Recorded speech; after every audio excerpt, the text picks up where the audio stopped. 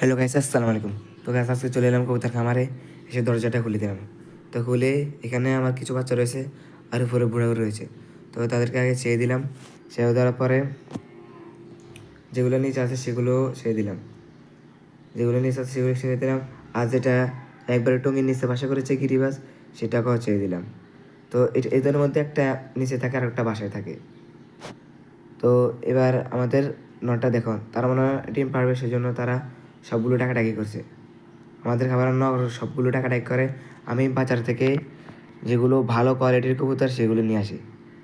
আমি খাওয়ার কবুতর আনি না, কারণ একজন খামারে যদি নষ্ট কবুতর আনে তাহলে তার খামারে লস হবে। তাই জন্য আমি সকালে রাত্রে তাদেরকে বিনা থুই, এখন তাদেরকে থুই দিলাম যেন তার মা বাবা তাদেরকে খাওয়াতে পারে, যেন তার মা বাবা তাদেরকে খাইতে পারে। সেই জন্য আমি তাদেরকে মিলিয়ে দিলাম। তো গাইস, এখন আমি শস্য দিব আমার কবুতরগুলো।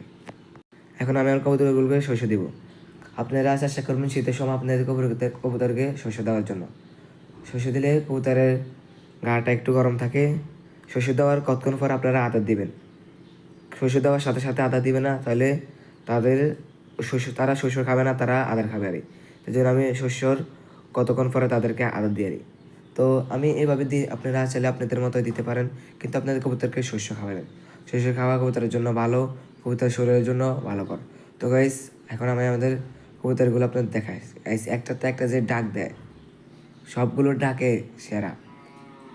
তো গাইজ, সবাই যে ডাকে করতে চালা দিলে, তো গাইজ তারা এখন শস্যগুলো খাবে, কারণ তাদেরকে আমি আদার একটু পরে দেবো, তা নাহলে তারা শস্যগুলো খাবে না। তো আমি তাদেরকে এখন আদার দিয়ে দেবো।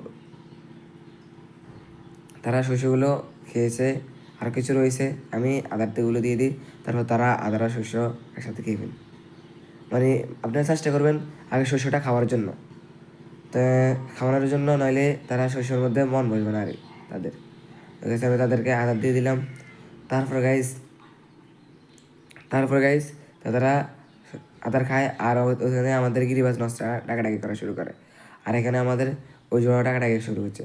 তো গাইজ, আমি একটা খাঁচা তৈরি করব আমাদের মুরগির জন্য, কয়েল পাখির জন্য। কয়েল পাখির জন্য কয়েল পাখি নিয়ে আসবো। তো গাইজ, এই খাঁচাটা আমি তৈরি করব।